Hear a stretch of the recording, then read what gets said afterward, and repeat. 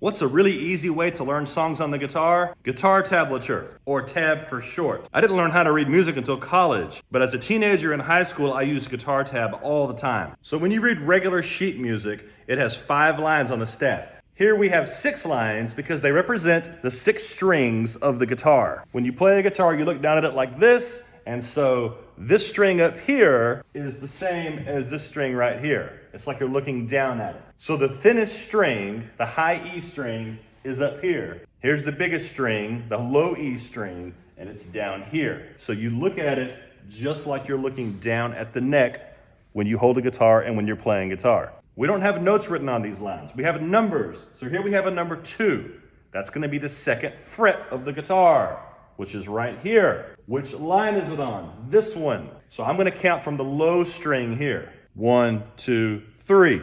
2nd fret, D string. All right, the next one over there, we have it, the one next to the high E string on the B string, 1st fret.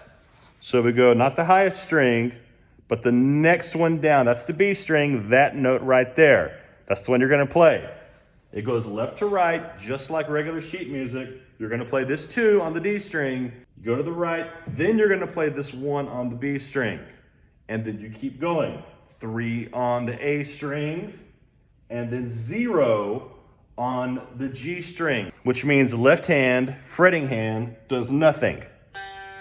And it's just open. This is not a perfect system. There's not really a specific way to show you the rhythm, how long and how short each note is. If 2 is a long note, you're going to have a lot of space after the 2 before you put the next one. If it's a short note, you're going to put the next one right next to it, closer to it, so you know about how long it is. But if you listen to the song and you look at the tab, you'll get an idea of how long or short each note should be. Instead of saying tab, this one shows you the strings of the guitar. Once again, high E is here, all the way down to the bigger strings, the low E string. So E, A, D, G, B, E. This one is very simple. We have Mary Had a Little Lamb. First note, 0, high E string, right? So 0. Then we have 3rd fret of the B string right there. And then we go down 2 frets on that same string, same line. 1. And then back to the 3. And then back to this original note. 3 times.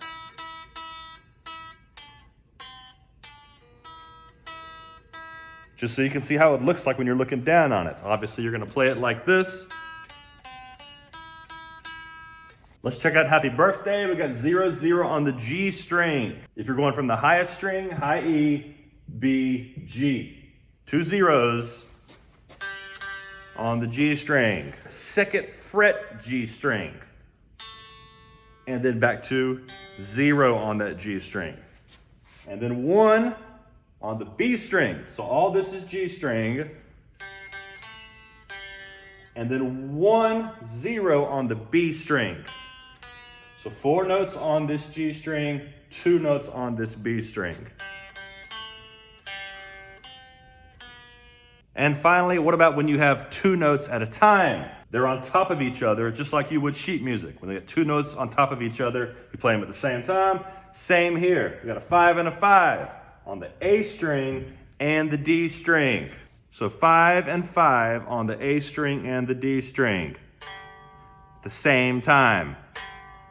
3, 3 on the D string, G string, and then 5, 5 on the D string, G string. You see how these are moved this way from the first part, okay? So,